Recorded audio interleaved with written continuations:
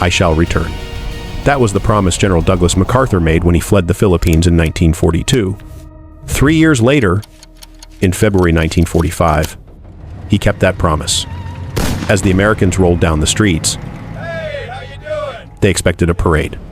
They thought the Japanese would declare Manila an open city and retreat, just as MacArthur had done years before.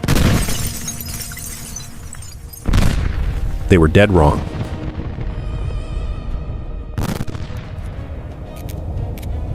Waiting for them in the shadows of the Pearl of the Orient was Rear Admiral Iwabuchi. He had no intention of retreating.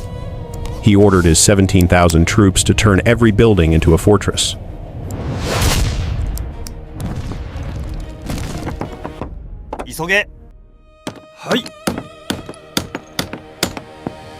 And every street into a kill zone. The Americans weren't walking into a liberation, they were walking into the Stalingrad of the Pacific.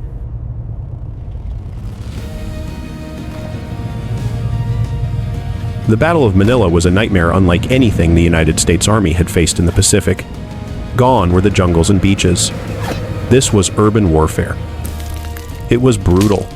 Close-quarters combat in a modern metropolis. The Japanese Marines barricaded stairwells with furniture and sandbags. They cut holes in the floors to drop grenades on the Americans below.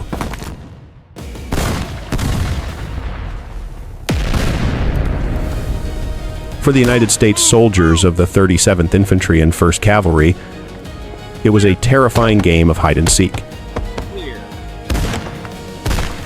You had to clear a building room by room, floor by floor, and even when you took the roof, the enemy might still be in the basement.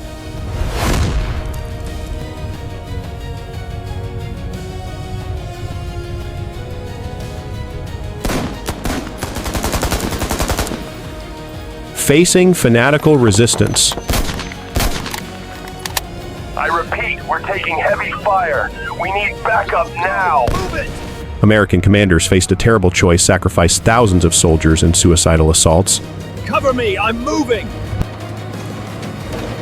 Or use overwhelming firepower. They chose firepower. The M4 Sherman tank became the most valuable weapon in the city. But not for tank-on-tank battles. Instead, they used Shermans as mobile artillery. Tanks would roll up to a fortified building and fire 75mm shells at point-blank range, blasting holes for the infantry to enter.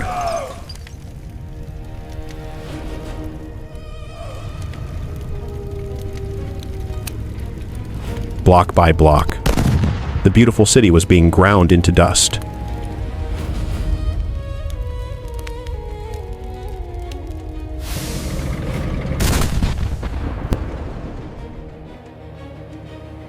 By late February, the surviving Japanese defenders retreated into Intramuros, the ancient walled city built by the Spanish centuries ago. Surrounded by massive stone walls 40 feet thick, Iwabuchi and his men prepared for their last stand. Reload! Reload! MacArthur, desperate to save the historical site, initially forbade airstrikes, but artillery was unleashed. The heavy guns hammered the ancient walls until they crumbled. The final assault was apocalyptic. Go, go, go! Move it! Amidst the ruins of centuries-old churches and cathedrals, the two sides fought to the death. Need covering fire now!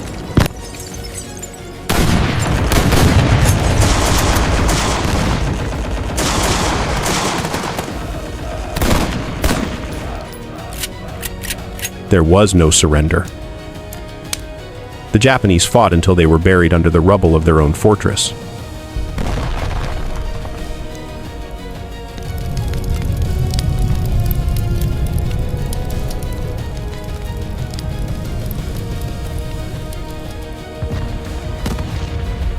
On March 3rd, 1945, the guns finally fell silent.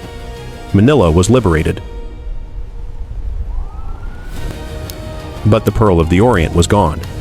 In its place was a graveyard of concrete and steel, 100,000 civilians lay dead in the crossfire. The city was leveled, comparable only to Warsaw in Europe.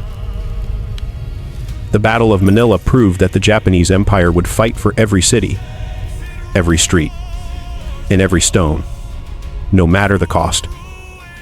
It was a grim warning of what awaited the Americans if they ever had to invade Japan itself.